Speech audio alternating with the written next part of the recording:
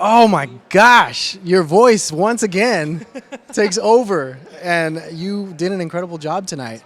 Before we really dive in and talk about that, like Desmond, Yeah, Andreas, yeah. like, talk to me about this co-writing and producing for this track, and like, what was it about these two that like really drew your attention, wanting to kind of work with them? Well, obviously, they're both just the caliber of talent there is insane. They're both incredible songwriters, incredible, in producing. And so when I wrote this song, I knew that I needed some people to help me take it to the next level, and that's exactly what they did. I brought this song to them, and they were, so amazing. They were so creative. They approached it from such a respectful but creative place, and so it really was like a very collaborative effort to get this song where it needed to be. And I'm very proud of it. I'm really proud of the song. I'm proud that I got to be super involved creatively in the entire creative process, from writing to recording to mixing and mastering. I got to have a hand in all of it, and they were super awesome for letting me do that.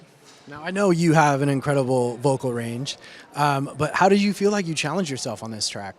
You know, there's range, and then there's like Dynamics. there's like being able to hit the notes, but then there's being able to hit them powerfully and beautifully and in a way that is tasteful.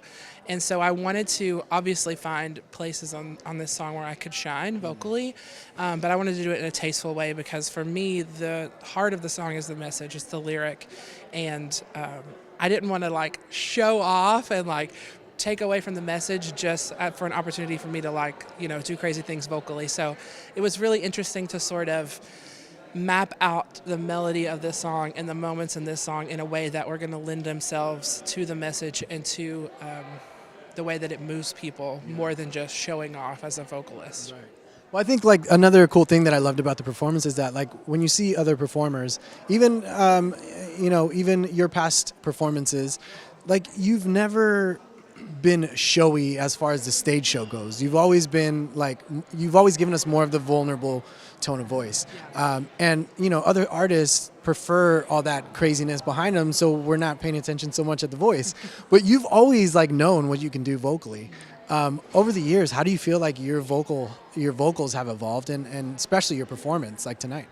Yeah, starting out on The Voice, a show like that, you step out on that stage every week and you're just singing for your life. I feel like everything is oversung. Everything is like, I have to do the absolute most so that I can get through to the next week. Yeah.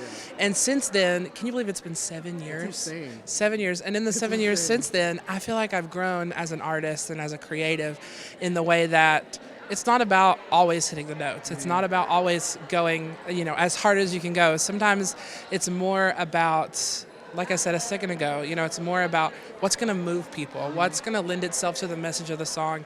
And so I feel like tonight was a performance where I did get to show my range. I did get to explore, like, a new place vocally. I feel like it's like this soaring, crazy high melody. I don't even know how it comes out sometimes. But I think it lends itself to the story of the song and the way that it grows. It's just sort of this nice journey that you go on from beginning to end. And so, yeah, I think I've really grown in that way of not having to overseeing everything and not having to feel like I'm fighting for my life every time I open my mouth to sing. Yeah, you still have your voice after your performance, basically. Yeah, and that was something I had to learn too. I've been through a lot of training. I've been classically trained. I've done a lot of opera and just like a lot of vocal training with real vocal coaches to learn how to sing in a way that's healthy and that's lasting and that will take care of my voice. There's an incredible team here on the show that works with us and as vocalists, and it's just amazing to see how far I feel like I've come. I feel better about my performances walking away from tonight than I did even on some of my performances on The Voice. And those felt so epic and amazing at the time. And now I look back and I'm like, wow, I've really grown as a singer. Yeah, that's amazing. Well, lastly, why Sparrow, and why this show? Well, the show, I chose to do the show because I love where I'm from. I love Kentucky. My wife and I still live there with our dog. Our whole family is from there. We're both from there originally, and that's home for us. And so for me to have that opportunity to represent them is really special. And that's what really drew me in to be a part of this show. Obviously, they were a huge part of the reason I won The Voice, I think, and they were really supportive of me. So this is a chance to sort of turn that spotlight onto them and onto the people that made me who I am. And then I chose Sparrow because I wanted something that had a message. Obviously, I love singing fun songs. Somebody to Love is like one of my favorite performances ever, and I so enjoyed that and sort of stepping into an entertainer role.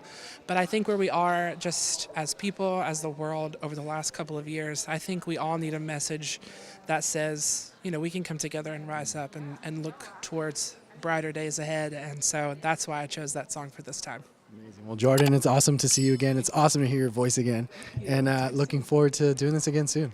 So thank you so much. Congratulations. Good to see you. Likewise.